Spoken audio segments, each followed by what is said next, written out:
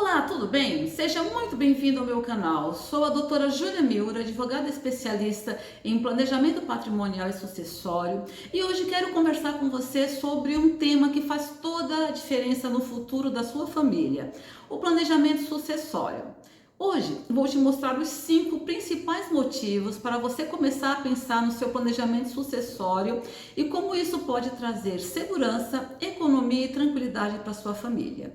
Fica comigo até o final, porque vou te mostrar como o planejamento pode evitar custos altíssimos, brigas familiares e dores que muitas vezes poderiam ser evitadas.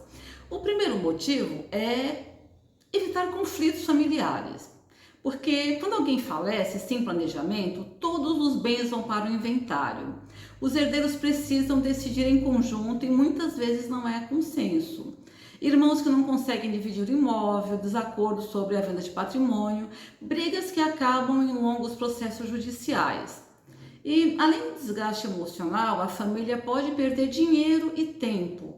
A solução para isso seria o quê? Fazer um planejamento que define claramente a partilha, deixando cada herdeiro ciente do que lhe cabe e evitando disputas.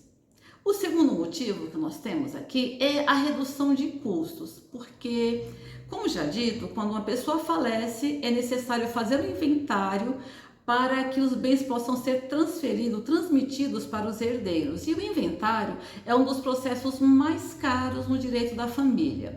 Os custos envolvidos no inventário são alguns. O mais caro deles é o que a gente chama de ITCMD, que é o Imposto de Transmissão Causa-Mortes e Doação, conhecido como Imposto sobre Herança. Esse imposto atualmente ele tem uma variação de alíquota que vai de 2 a 8% de acordo com o estado.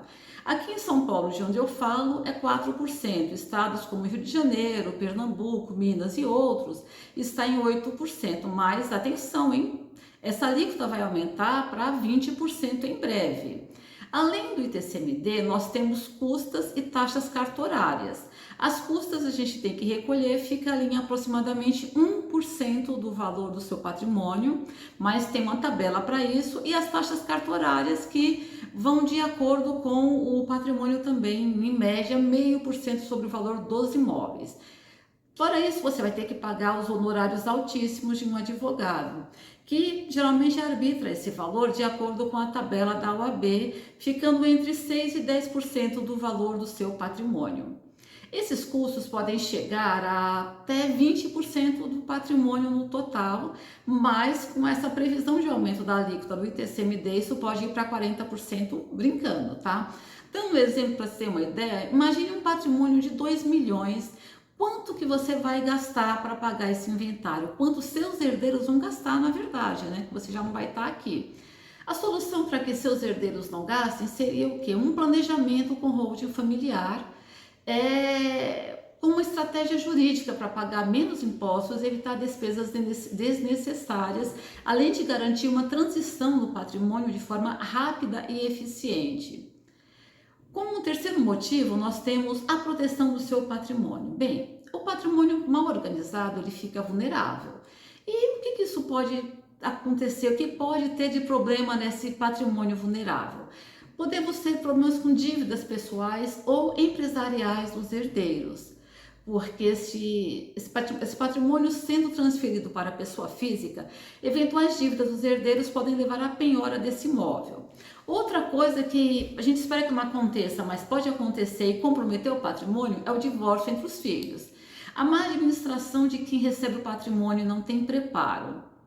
E para você evitar que isso aconteça, você teria que fazer o quê? Num planejamento sucessório, você pode colocar cláusulas restritivas, como a inalienabilidade. Isso vai impedir que esses bens eles sejam vendidos indevidamente pelos herdeiros, sem que haja um consenso. A incomunicabilidade, ele não vai se comunicar com os genros e noras. Então, em caso de eventual divórcio, estarão seguros. E por último, a impenhorabilidade, que vai evitar justamente que dívidas dos seus herdeiros possam levar à penhora dos imóveis. Existem outras cláusulas, mas isso é objeto de outro estudo no futuro. A criação de estruturas jurídicas, como uma holding familiar, pode proteger seus bens de riscos externos, garante que o esforço de uma vida inteira não se perca com más decisões ou imprevistos. Como quarto motivo, nós temos a continuidade dos negócios. Bem, empresas familiares representam boa parte da economia brasileira e o problema disso é o quê? Quando o fundador falece sem deixar a sucessão organizada, a empresa pode parar ou até falir, pois o herdeiro sem preparo assume o controle. Decisões conflitantes travam o negócio, sócios externos ou funcionários ficam sem segurança.